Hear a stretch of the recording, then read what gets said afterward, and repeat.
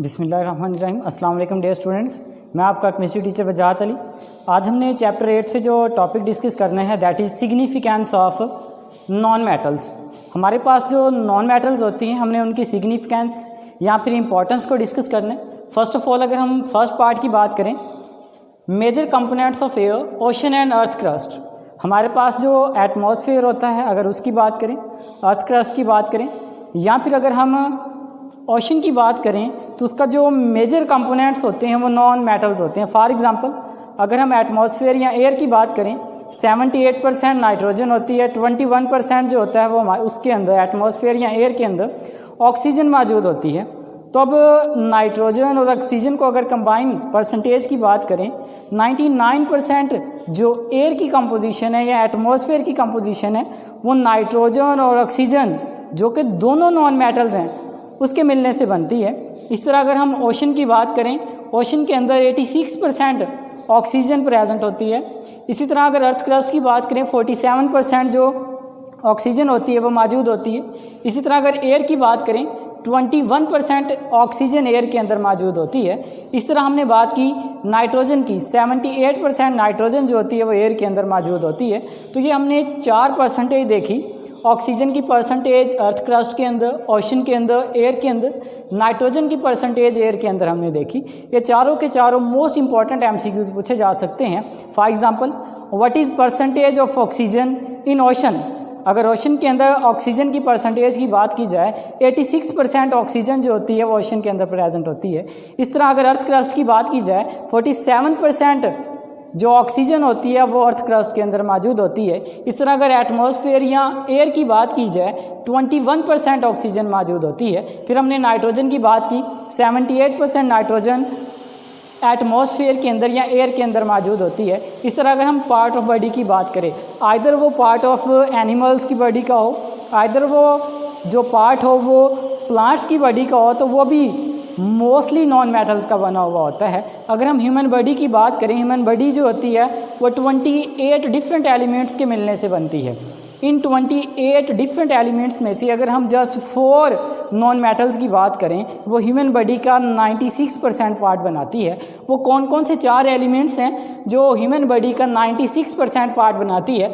उसमें से most important सबसे जो अबंडेंस नॉन मेटल्स होती है दैट इज़ ऑक्सीजन जो 65% होती है। सेकंड नंबर पे कार्बन 18%, थर्ड पे हाइड्रोजन 10% और लास्ट में नाइट्रोजन 3%। तो ये 4 वो नॉन मेटल्स हैं जो ह्यूमन बॉडी का 96% कंपोज करते हैं। तो यहाँ पे एमसीक्यूज पूछा जा सकता है, what is percentage of oxygen in human body. अगर ह्यूमन बॉडी की बात की जाए उसके अंदर ऑक्सीजन कितने परसेंट होती है? That is 65%। इस तरह अगर हम कार्बन की बात करें 18%, हाइड्रोजन की बात करें 10%, नाइट्रोजन की बात करें 3%। तो ये भी हमारे पास इंपॉर्टेंट एमसीक्यूज़ हैं।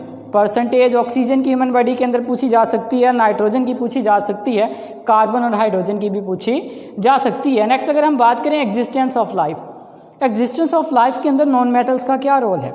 फॉर एग्जाम्पल अगर हम सेलुलर रेस्पायरेशन की बात करें, अब सेलुलर रेस्पायरेशन क्या होता है? बेसिकली ये ह्यूमन बॉडी के अंदर कह लें या एनिमल्स की बॉडी के अंदर वो रिएक्शंस होती हैं जिसके दौरान हम जो खाना खाते हैं, जो फूड ईट अप करते हैं, उसकी रिडक्शन और ऑक्सीडेशन से जो एनर्जी रिलीज़ होती है, जो लाइफ कैरिंग एक्टिविटीज़ को परफॉर्म करने के लिए नेसेसरी होती है, वो भी बेसिकली सेलुलर रेस्पिरेशन के थ्रू रिलीज़ होती है। सेलुलर रेस्पिरेशन के अंदर जो बेसिक कंपोनेंट यूज़ होता है दैट इज़ ऑक्सीजन।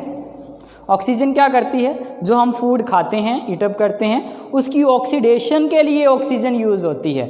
वो ऑक्सीजन उसके अंदर जो CH बॉन्ड होते हैं उन्हें ब्रेकअप कर देती है और उससे ATP की फॉर्म में एनर्जी रिलीज़ होती है जो एनिमल्स की बॉडी के अंदर लाइफ कैरिंग एक्टिविटीज़ को परफॉर्म करने के लिए नेसेसरी होती है। इस तरह अगर हम कार्बन डाइऑक्साइड की बात करें, प्लांट्स के अंदर फोटोसिंथेसिस का रिएक्शन अकर होता है जिसके दौरान प्लांट्स जो होते हैं वो अपनी ऑर्गेनिक फूड प्रिपेयर करते हैं from carbon dioxide and water. अब कार्बन डाइऑक्साइड और वाटर की बात की, ये दोनों मटेरियल जो होते हैं as a raw material use किए जाते हैं for synthesis of organic food in plants. अब कार्बन डाइऑक्साइड ऑक्सीजन और कार्बन के मिलने से बने, बोथ आर नॉन मेटल्स। इसका मतलब ये हुआ कि लाइफ की एग्जिस्टेंस जो है वो नॉन मेटल्स के बगैर पॉसिबल नहीं है। फॉर एग्जांपल अगर अर्थ के ऊपर ऑक्सीजन मौजूद ना हो तो सेलुलर रेस्पिरेशन का रिएक्शन नहीं होगा। जब सेलुलर रेस्पिरेशन का रिएक्शन नहीं होगा तो एनिमल्स के अंदर जो एनर्जी प्रोड्यूसिंग रिएक्शंस होते हैं वो सारे के सारे स्टॉप हो जाएंगे, तो जिसके लिए एनिमल्स का एग्जिस्ट करना पॉसिबल नहीं होगा। इस तरह अगर हम कार्बन डाइऑक्साइड की प्रेजेंस को नेगलेक्ट कर दें या यूँ कह दें कार्बन डाइऑक्साइड प्रेजेंट ना हो तो प्लांट्स के अंदर फोटोसिंथेसिस का रिएक्शन स्टॉप हो जाएगा, जो कि ओवरऑल ऑर्गेनिक फूड जो होते हैं प्रिपेयर करते हैं, जो एनिमल्स भी यूज़ करते हैं और प्लांट्स भी क्या करते हैं यूटिलाइज करते हैं। तो इस तरह लाइफ की एग्जिस्टेंस के अंदर कार्बन डाइऑक्साइड या यूँ कह लें कार्बन और ऑक्सीजन जो कि दो नॉन मेटल्स हैं उनका एक वाइटल रोल है। नेक्स्ट अगर हम बात करें maintenance of life, maintenance of life के अंदर नॉन मेटल्स का क्या रोल है। बहुत सारे ऑर्गेनिक कंपाउंड्स हैं जो लाइफ की या यूँ कह लें ह्यूमन बॉडी की नॉर्मल ग्रोथ और डेवलपमेंट के अंदर अपना वाइटल रोल प्ले करते हैं, such as carbohydrates, proteins, fats, milk, water, vitamins. ये वो नेसेसरी कंपाउंड्स होते हैं जो किसी भी एनिमल्स की बॉडी की ग्रोथ और डेवलपमेंट में अपना वाइटल रोल प्ले करते हैं। अगर हम इन तमाम कंपाउंड्स की कंपोजिशन की बात करें, ये हाइड्रोजन, ऑक्सीजन, कार्बन और नाइट्रोजन के मिलने से बना होता है, जो कि सारे के सारे नॉन मेटल्स हैं। तो इसका मतलब ये हुआ कि ह्यूमन बॉडी की या किसी भी लिविंग ऑर्गेनिज्म की बॉडी की ग्रोथ और डेवलपमेंट के लिए नॉन मेटल्स का होना कंपलसरी है। नेक्स्ट अगर हम बात करें survival of life, survival of life के अंदर अगर हम सिंपल सा वाटर के रोल को प्ले करें तो वाटर वाइटल रोल प्ले करता है लाइफ की सर्वाइवल के अंदर। फॉर एग्जांपल जितने भी सेलुलर रेस्पिरेशन के रिएक्शंस अक्कर होते हैं जो विद इन द सेल, वो भी in the presence of water occur होते हैं। यानी कि सेल्स के अंदर अगर वाटर मौजूद ना हो तो तमाम किस्म के जो सेलुलर रेस्पिरेशन के रिएक्शंस होंगे वो स्टॉप हो जाएंगे। इस तरह अगर वाटर मौजूद ना हो तो प्लांट्स जो फोटोसिंथेसिस के अंदर वाटर को as a raw material use करते हैं तो वो रिएक्शन भी स्टॉप हो जाएगा। तो इसका मतलब ये हुआ कि वाटर प्लांट्स और एनिमल्स के लिए नेसेसरी है। और इसके अलावा अगर हम लिविंग ऑर्गेनिज्म के सेल्स की बात करें, वो भी नियर अबाउट 65 to 80% जो होता है वो वाटर के ऊपर एग्जिस्ट करता है। तो इसका मतलब ये हुआ कि लाइफ के सर्वाइवल के अंदर भी नॉन मेटल जो हैं वो अपना वाइटल रोल प्ले करते हैं। नेक्स्ट हमारे पास है सेफ्टी ऑफ लाइफ। हमने प्रीवियसली इसी लेक्चर के अंदर डिस्कस किया था कि एटमॉस्फेयर के अंदर या एयर के अंदर 78% नाइट्रोजन होती है। वो किस तरह सेफ्टी ऑफ लाइफ के अंदर अपना वाइटल रोल प्ले करती है, तो सिंपल सी ये बात होती है कि जो नाइट्रोजन एटमॉस्फेयर के अंदर या एयर के अंदर मौजूद है वो कंबस्शन रिएक्शन को कंट्रोल करती है।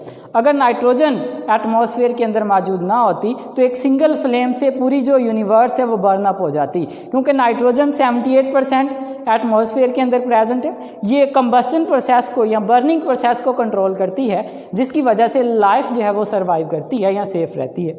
नेक्स्ट अगर हम बात करें communication in life, communication in life का मतलब ये हुआ कि हम एक जगह से दूसरी जगह डिफरेंट वेज ऑफ कम्युनिकेशन या डिफरेंट ट्रांसपोर्टेशन के जो वेज हैं वो यूज़ करते हैं, जिसके अंदर बसेस हैं, कार्स हैं, मोटरबाइक्स, etc। अब इन तमाम के अंदर हम जो फ्यूल बर्न अप करते हैं, जो पेट्रोल की फॉर्म में हो सकता है, CNG की फॉर्म में हो सकता है, LPG की फॉर्म में हो सकता है, डीजल की फॉर्म में हो सकता है, कैरोसिन ऑयल की फॉर्म में हो सकता है, ये सारे के सारे जो फॉसल फ्यूल्स हैं या सारे के सारे जो फ्यूल्स हैं ये सारे के सारे नॉन मेटल्स कार्बन और हाइड्रोजन के मिलने से बने हुए होते हैं। तो इसका मतलब ये हुआ कि लाइफ के अंदर कम्युनिकेशन के लिए, ट्रांसपोर्टेशन के लिए नॉन मेटल्स का वाइटल रोल है। तो इसका मतलब ये हुआ कि कम्युनिकेशन के अंदर जितने भी जो हम फ्यूल्स यूज़ कर रहे हैं वो सारे के सारे नॉन मेटल्स के मिलने से बने हुए हैं। तो ये हमारा आज का टॉपिक था, जिसके अंदर हमने डिफरेंट नॉन मेटल्स का हमारी डेली लाइफ के अंदर जो इम्पॉर्टेंट रोल है उसे डिस्कस किया। अगर इस टॉपिक के अंदर आपको कोई भी कन्फ्यूजन हो तो आप मुझसे कॉन्टैक्ट करके क्लियर कर सकते हैं। अल्लाह हाफिज़।